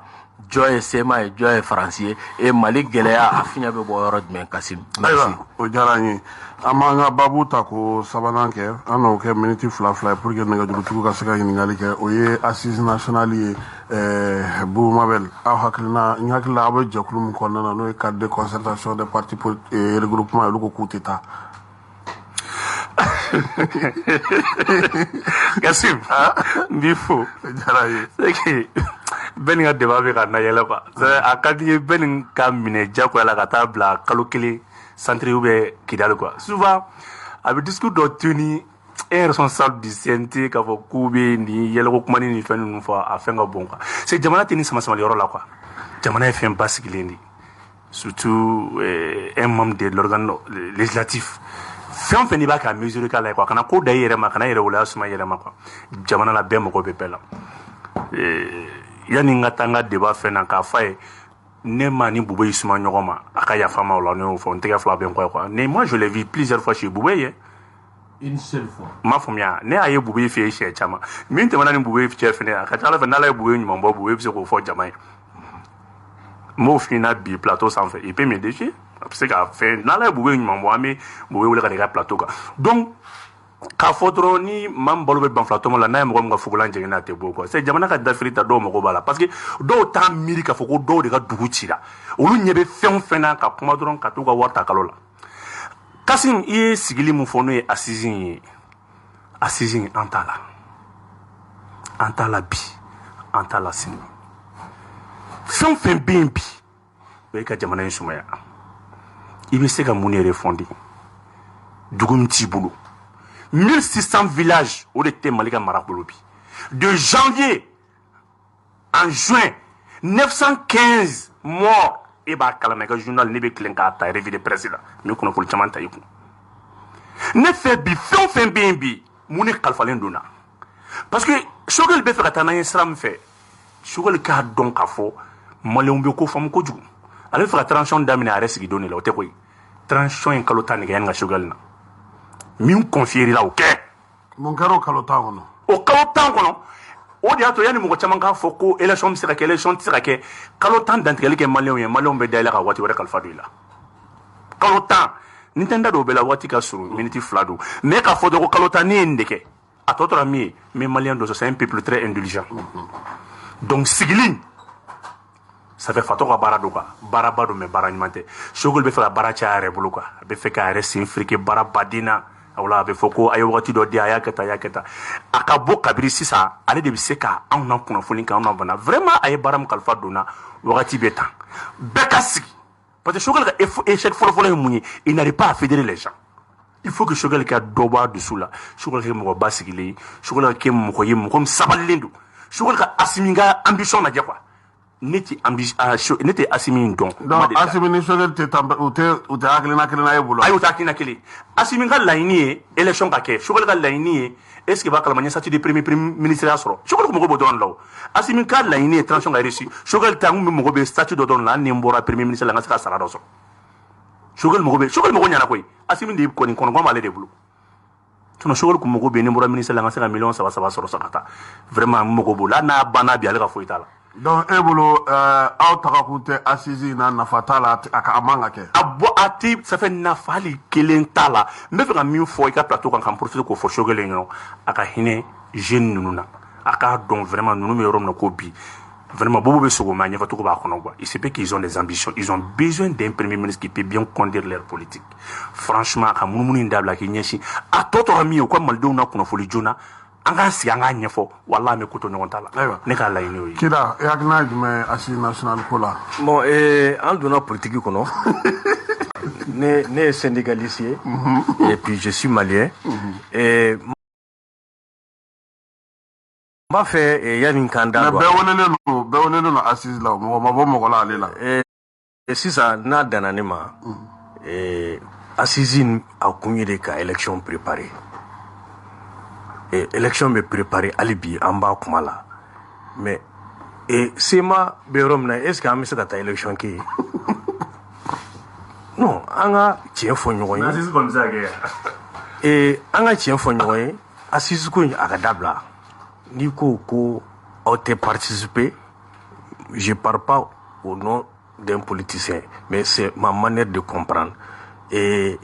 en politique, et qu'on regarde le Mali militairement. Les militaires, ils ont les armes, ils ont pris les armes pour sursoir une mauvaise politique malienne. Donc, pour redonner une politique malienne, il faut la donner à la bonne forme. Il y a forme, il y a une forme mina. Il y a dit meilleur que ça. Mais ne vous pas dit et que cette même forme-là est au-dessous. Comment on peut aller? Aujourd'hui, les politiciens veulent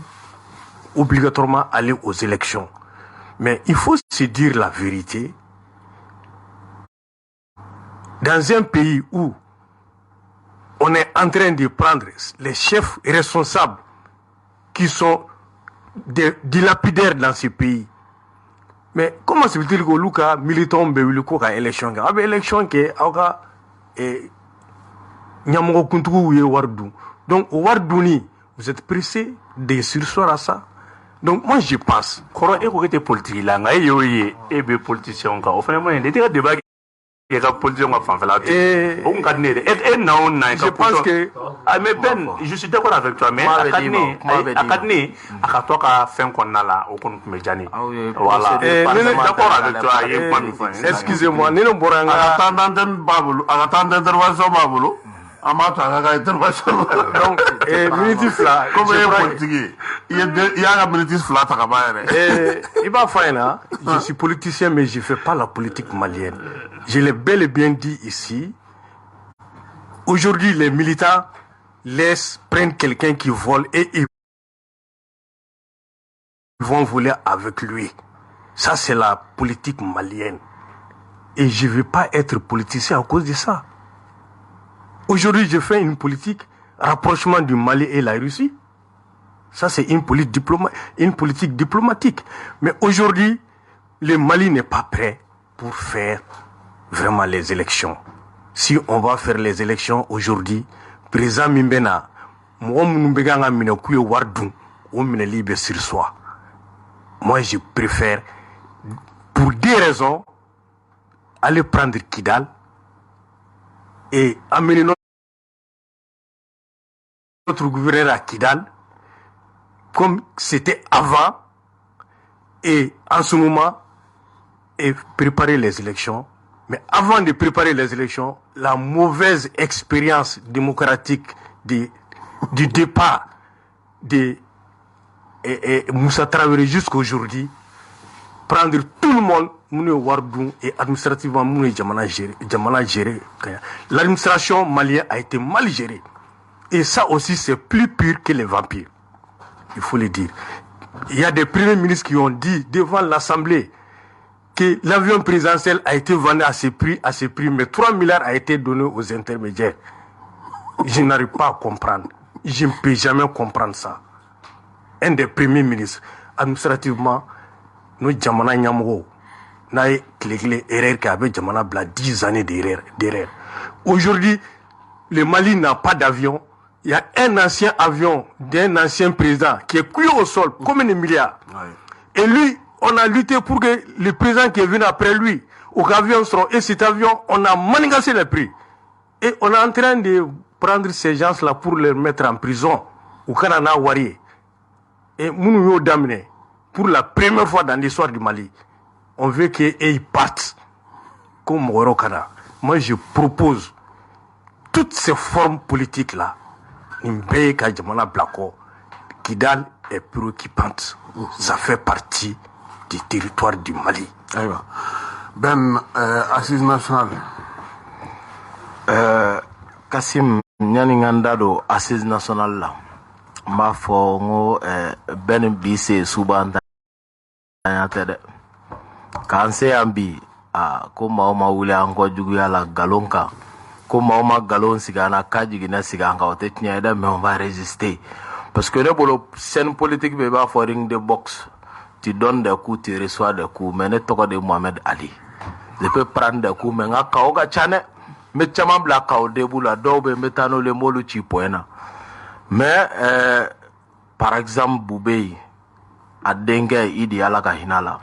o de fatura a filɛ hɔrɔnya kɛnɛ don dɛ o don Funɛ qui est ministre de la promotion de la promotion de la femme, de l'enfant et de la famille o de ko ne ma comme ale sigi ɲɔgɔn don Badalabugu tɛri siraw an b'a fɛ yen ko an ka taa ko ka taga Bube fo ko ka dugawu k'a ye a den ka fatuli la n'a ye ɲɔgɔn sɔrɔ o don ni Jawara ye ɲɔgɔn sɔrɔ o don maintenant an y'i fo da la sa c'était la seule avec l'ancien ministre de la communication ni no yani non ni quel ancien ministre b'a tɔgɔ fɔ non ne ni ma ɲɔgɔn ye o don. Non, je t'en prie. Sauf si je vais continuer. On peut revenir. Non. Je viens. Animosité. Je vais venir.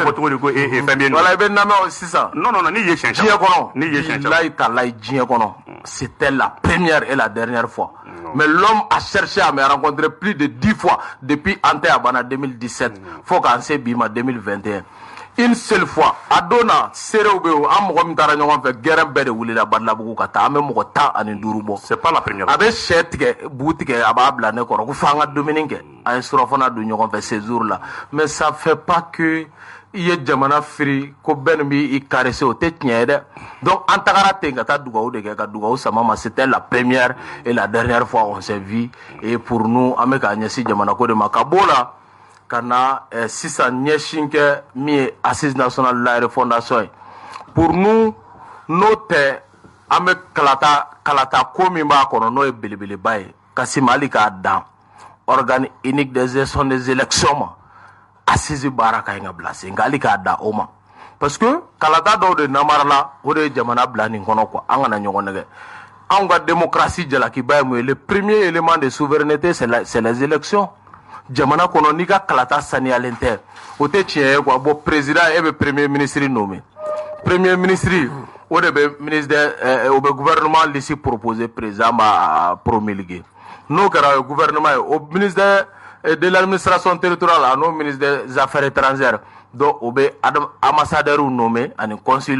dɔ in fana bɛ préfet nommé ministre de l'administration territoriale ani gouverneur olu de bɛ kalata baara kɛ Kassim an kana ɲɔgɔn nɛgɛ sa o ye e ne bɛ ballontan na mais alvetiri maaw bɛ kelen kan na Sad ni joliba bɛ ka jouer mais alvetiri ye bilenman don a bɛ joliba fɛ o de y'o ye o élection jaabi dɔnnen ka kɔn match ɲɛ quoi bɛɛ b'o dɔn donc c'est pourquoi bi n'a fɔra minɛn dɔ ka kɛ bɛɛ ka mɔgɔ bɛ min kɔnɔ a tɛ yen mɔgɔ ka baara la pour que danaya ka sabati malidenw ka kalata sɛbɛn minnu si sero ye mɔgɔ minnu ka ɲi ka se ka kala ta u sigiyɔrɔw la walima u bɛ Mali fan o fan u ka se ka hakɛ sɔrɔ u ka hakɛ fɔlɔ ka se ka kala ta o kɔfɛ malidenw dalen don maa min na jɛlenya ka tigitigi ka se k'o tigi sugandi mais a kana kɛ organe joli tun bɛ Mali kɔnɔ min bɛ kalata organiser ministère de l'administration territoriale ministère o tɛmɛnen kɔfɛ affaires étrangères ɲin b'a la parce que kɔfɛlanw o tɛmɛnen kɔfɛ CENI bɛ yen o tɛmɛnen kɔfɛ cour constitutionnelle bɛ yen nin bɛɛ da bɛ kalata ko la ka ɲɛsin DG fana bɛ yen tuguni la direction générale aux élections o fana bɛ yen ka ɲɛsin bon ni kuma fɔ kunkolo kelen kalifa yɔrɔ caman i bɛ taa di a cibaga ma quoi pour nous wagati dɔ de sera an k'a to minɛn ba kelen kɔnɔ et les élections sont un cycle a bɛ fɔ de la ko élection ye cycle ye parce que bi kabini bi élection jaabi n'i b'o proclamer o dugusɛjɛ i bɛ san 5 nata baara daminɛ c'est ça la démocratie stable. Mais ni kalata surunyana de k'an wele a ye na premier ministre ni parti ka ɲɔgɔn ye i b'a fɔ 2018 Bube y'a kɛ cogo min sini ye kalata la Marigo ye da tan ka bɔ ko nin ko in c'est une mascarade électorale Marigo y'a fɔ avant les élections et n ye Jawara kelen ye tuguni meeting dɔ la boulevard l'Indépendance kan an bɛ ka bɔ Faransi ko kuma i bɛ ka dɛsɛli ko kuma la a ko o meeting kɛnɛ kan a y'i ɲɔngiri ka yafa deli Marigo fɛ quoi ko kunu k'ale bilara mɔgɔw fɛ minnu ye Mariko Jaraki ni Faransi ko kuma la n b'a bisigi ko sini Jawara bɛ ɲɔngiri ne fana a y'a ɲɔngiri de k'a tigɛ fila d'a kɔ diɲɛ ɲɛkɔrɔ n bɛ na procédure parlementaire procédure parlementaire ne bɛ bɔ k'i soutenir voilà discipline n'a jɔlen ka télé bɛɛ Faransi t'a fɛ bi et puis a tun bɛ yɛrɛwɔ instant a tun b'o groupe WhatsApp donc tu m'écoutes ne tɛ ne nɔfɛ bi n bɛ na n'i ye o je vais venir. Je vais te défendre la biche. Voilà, animosité, ça, je vais venir. Mbib la sira. Attends, Voilà, mi bilasira. Tu es mon frère. Donc je le sais.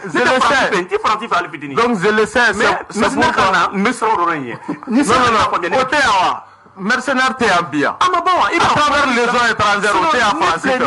Je suis avec toi. Donc, pour te dire que comme ah non, mon frère, à Konokadou, Mali de dos, en paix d'équilibre, n'est pas équilibré. Tout à fait. Je te défends dans cette lutte-là. Ok. Ou à deux, mon frère, et voulez, qui connaît pas toi, deux, et master, il y a pas de blague. Pas blague. Exactement, je sais. Je sais. Amé Nyongambolo, je sais. Maintenant,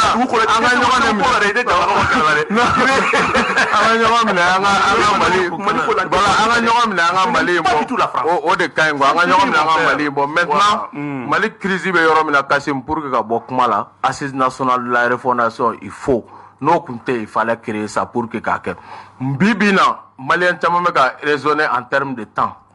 le temps le délai n'est que indicatif c'est l'objectif qui compte an ka laɲini ye mun ye u ye biribiri ni barabara tugu Amadu Aya kɔ o taara wolo min na o de ye nin biribiri ni barabara tɛ tugu mɔgɔ si kɔ Mali kɔnɔ Kassim jamana in bɛ jɔ wa an bɛ taa n'a ye basigi kɔnɔ min bɛ ka bɔ kuma la bi bɛɛ kɛra expert ye de tout et de rien bɛɛ bɛ kuma ni sujet nana bɛɛ bɛ kuma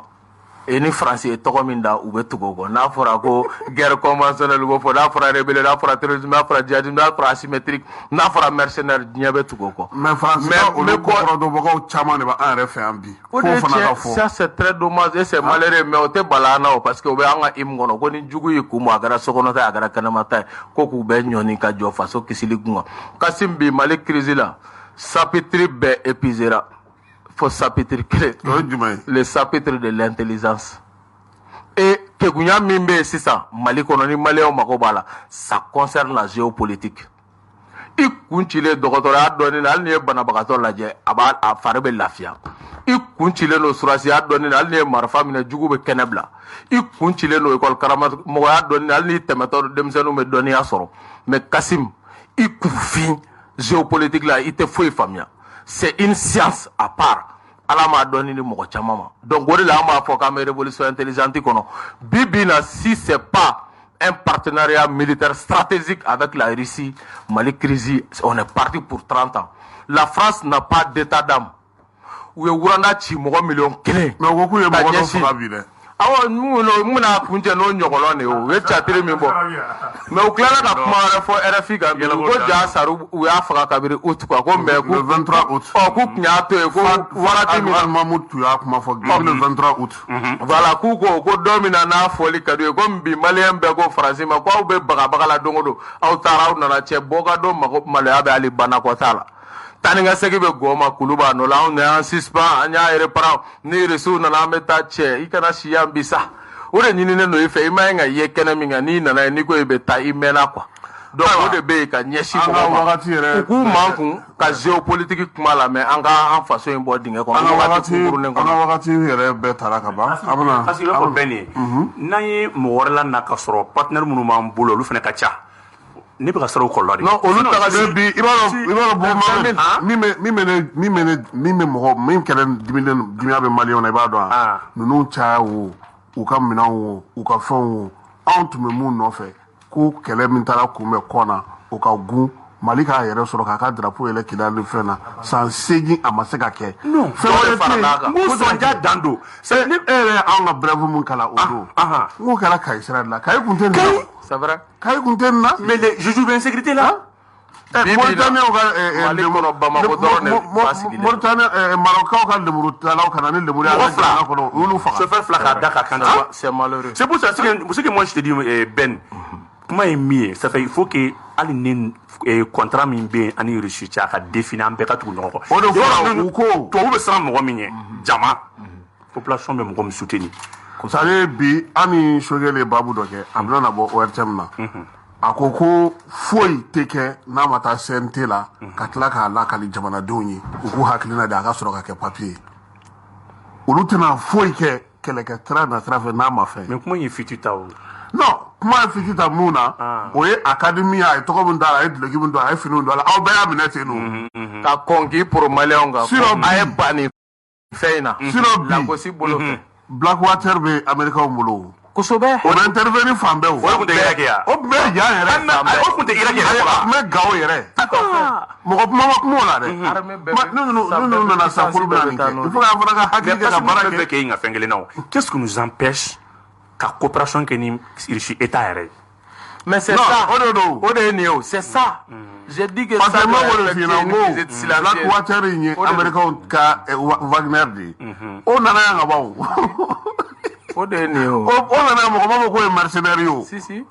o nana ka bara do fo ka mo ko sima ko mercenaire o yɛrɛ ka formateur Bamako mercenaire na ye mouvement na ma kɛ le 22 ni bɛɛ bɔra an kan jɔ an bɛ ka kuma kelen fɔ ça fait mercenaire qui boit avec fin la tu il va départ daminɛna ne ma sɔn ka o kuma yɛrɛ bɔ n da kɔnɔ parce que ne b'a dɔn a dilanna cogo min a nana cogo min kunnafoni dilan ni a baraka an b'a dɔn min don quoi kosɛbɛ a dɔnnen don min don quoi mais u b'a dɔn k'a fɔ parce que comme wagati min na MNLA b'a tan ni fila n'a ye fɛn fɛn kɛ maliyɛn yɛrɛ bɛ tila ka vidéo ci ne bɛ n sigi sisan ka bɔ yan sisan ka taa so dɔrɔn ka vidéo dɔ kɛ ka Asimi nɛni n b'a ci e ma yanni dugu ka jɛ o b'a sɔrɔ diɲɛ bɛɛ y'a sɔrɔ ça c'est vrai o ye Mali dɔrɔn de la ça c'est vrai bi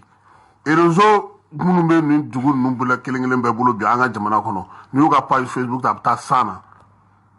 plus de 150 a bɛ faransi bolo a bɛ irisiw bolo plus de 90 compte WhatsApp a bɛ faransi bolo a bɛ irisiw bolo bɛɛ bɛ propagande na i ka fan fɛ dɔw bɛ yen mun ka d'an ye u b'o fɔ dɔw bɛ yen mun u yɛrɛ ka nakun ye min u b'o fɔ mais a fɛn fɛn mana ci anw maliyɛnw kelen de bɛ tila k'a bɛɛ tila bɛn e ma nin yan n y'a vidéo ci ma sa Boumamel e ma nin yan min kɔni ka d'anw ye fo k'an yɛrɛ de ka olu bɛɛ dɔn Kasim ka b'i ka plateau kan min kɔni ka d'anw ye Irisi k'i den ka don vanginɛri in fɛ ka na on n'est pas des experts. Et l'intérêt du Mali, je crois que jamana bébé, jamana chamambé, ou b'a fait qu'on ait kilanga jamana là. Le Mali c'est un pays riche. La Russie a fait l'étude géostationnaire du Mali il y a longtemps. La Russie maîtrise toutes nos informations. Le chemin de fer du Mali, c'est la France qui a eu le marché, mais ils nous ont aidés. Et je vais tirer une petite parenthèse. Et la Russie a donné des bourses de jeunesse au Mali. Et c'est la jeunesse russe qu'on appelle comme Somolskaya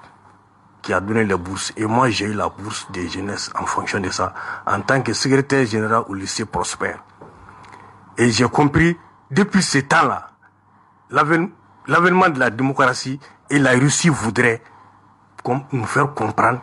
que la démocratie qui vient au Mali, ce n'est pas la bonne démocratie. Et dans 30 ans, on aura la mauvaise expérience. Aujourd'hui, Amigan a fait un fort,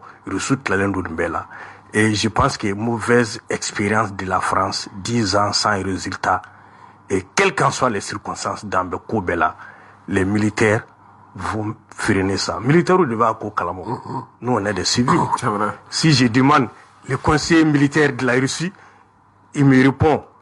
Mais je vais vous dire une chose. Avant que la Russie livre les hélicos au Mali, ces hélicos-là, je les ai vus en Russie. Ils sont dans ma primina, à la département. Maintenant, il faudra combien de milliards États-Unis, France, ou bien un avion firama. Tu sais qu'on continue. Donc, ceux qui étaient ces démocrates-là, ils sont pris au pouvoir. Et j'en suis sûr, les militaires, ils sont mieux placés que nous. Je crois qu'il connaît bien. Et j'en suis sûr, 10 ans de Kérin, mais ils ne vont pas faire 10 ans. Il faut qu'on leur donne la chance. Ils ne vont pas faire 10 ans. Et je tire ici.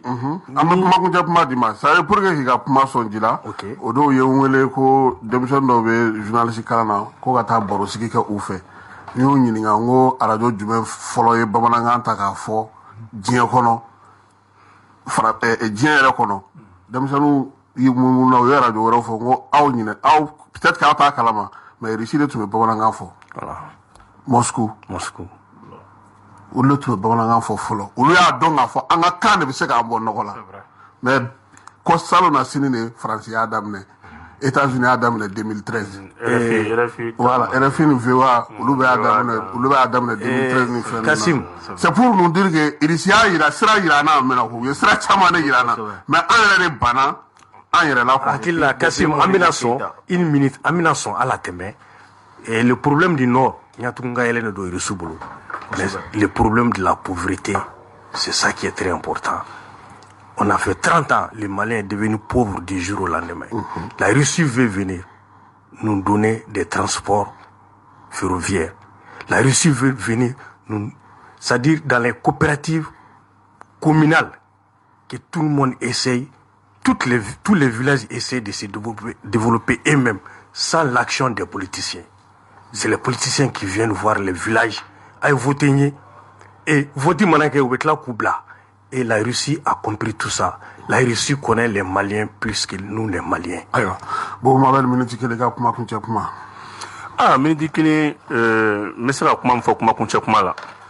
Tiɲɛ yɛrɛ la baara min bɛ ka kɛ farati dɔ b'a la, mais n'a kɔni bɛ se ka kɛ solution ye a ka ɲi kosɛbɛ. Non, a ka kɛ i yɛrɛ ye min fɔ État Russie ka don a la. État Russie ka don a la. Et puis moi je pense que yani ninnu kana k'a fɔ k'u bɛna fara mɔgɔ wɛrɛw kan an cɛla yan kabini sisan an ka fɛrɛ kɛ ka sɔkɔnɔ jugu labɔ pour que nin dɔw wele ka na. Et puis filanan ye mun ye fɛnɛ tugun, je veux que autorité k'i jɔ a jɔyɔrɔ, au moins MINUSMA ni français min bɛ yan u ka essayer ka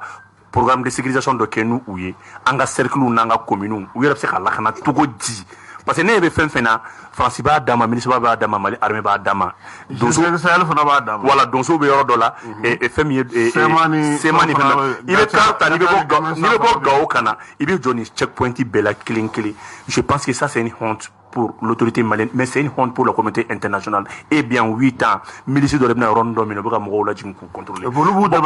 K'a fɔ gansan ko Vankinaire ka na. A nana o a mana o ye k'a yira France la se de t'a ɲɛ n'o tɛ bi anw na bɛnna ale ka jardin nafan wele ka n'an dɛmɛ a signal kɔni ka di ne o dɔrɔn de la. Filanan ye mun ye an ka bɔ débat façon dɔw kɔnɔ an ka ɲɛsin nin mission ma parce que ne ni échouera ninnu bɛ se ka yɛlɛma an contre la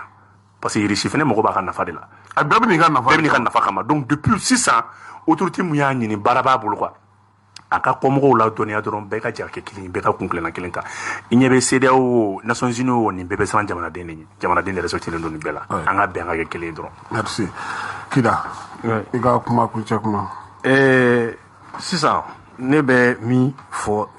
Maliyɛnw k'a mɛn danbe ko bɛɛ la n bɛ kan ka segin a kan danbe ko bɛɛ la. Anw bɛ baara dɔ la qu'on appelle Drujba. Drujba, ça c'est o ye Russie kan de. Amitié Mali-Russie, ce n'est pas politique, mais c'est économique. Et bientôt, on va, c'est-à-dire faire investir le Mali aéré dans tous les domaines pour que ces Occidentaux se rendent compte que le Mali peut se défendre lui-même. Yannick Katlakmala, je pense que j'ai rencontré ici camarade Ben, à Nyonasro. France kɛlɛ de la don min na an ye tɔgɔ da groupe la n'o yɛrɛ bolo debout sur les remparts j'étais présent donc n bɛ foli bila aux jeunesses ye ils sont dynamiques aujourd'hui nous on les regarde mais on trouve que si ce n'était pas ces jeunes là mais la France allait dire qu'elle b'a ka ganfuru la donc je les félicite et je félicite Ben an ye ɲɔgɔn sɔrɔ yan bi par hasard. Mais en me kan irrégulièrement, tout est clé. Et notre lutte aujourd'hui, c'est faire les partenariats avec la Russie dans tous les domaines. On a un groupement qui est structuré, qui a 11 commissions. Commission sécurité qui est gérée par un colonel, commission santé qui est gérée par un docteur. Et aujourd'hui, cette organisation non gouvernementale accréditée par la Russie. Et on a eu beaucoup d'invitations, donc on est en train de travailler. Et dans les années à venir, le Mali ne va plus payer du pain. Le Mali va faire ses propres pains et avec notre propre blé, avec l'aide de la Russie. Et on est en train de travailler dans l'exportation au Mali. Et bientôt ça va prendre fin. Parce qu'on va rentrer dans toutes les communes au Mali, communes Bekaka Dougokolo Bara, à Bekaka Dougokolo Nafasro, et que les politiciens leur foutent la paix. D'accord. Donc ana tila ka babu sigi ka dɔgɔle Ben i ka kuma kuncɛ kuma k'an baro ɲɔgɔn fo Kasim k'i yɛrɛ fo maa minnu bɛ k'an lajɛ k'u fo tugun k'a fɔ bɔli ba bolo dalen b'an bolo le 22 septembre à 14h place de l'indépendance la ka tila k'a fɔ politiki maaw ye ko u bɛ k'u ci fɛn dɔ fɛnɛ la a fɛnɛ ka girinɛ n'o ye Sogɛli ye donc Sogɛli bɛ baara min na u caman tɛ assise yɛrɛ contour la koyi le fait qu'anw de y'an ka comité stratégique kuma don Sogɛli da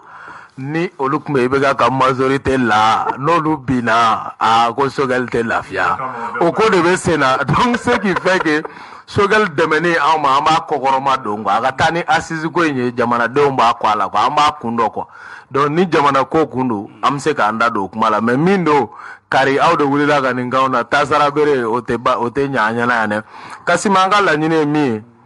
que Modibo Keita n'a jɛɲɔgɔn sanumanw kun y'a laɲini cogo min Mali ka kɛ jamana ye min bɛ farafinna don da kelen fɛ ka bɔ da kelen fɛ président kelen monnaie kelen armée kelen drapeau kelen hymne kelen peuple kelen an ka combat kunba laɲini min b'an bolo o y'o de ye anw bolo bi Mali bɛ k'o tɔn de di ni Mali ta réussira Burkina peuple bɛ wuli Europe Marc Kabore kama hey ninnu bɔra yan fɛ u tɛ politiki dɔw tɛ foyi dɔn ka bɔ dɔrɔn surasiya k'an kɔnɔ ka na k'u faso libéré cɛ a ye irisiw wele an k'an faso libéré Faransi tigɛ bɛ ko dɔɔni ka bɔ a ka jamana maralenkɔrɔw la a bɛ chute Niger o kilise kelen bɛ ko ka taa walankata dɔɔni fo jamanaw ka dayɛrɛ la kanko la musakako la min ye sɔrɔ na bunaku ye politiki sira fɛ o a lakanako sira fɛ a bɛɛ lajɛlen bɛ se ka sabati cogoya min na o baaraw de bɛ ka bila sen kan donc c'est pourquoi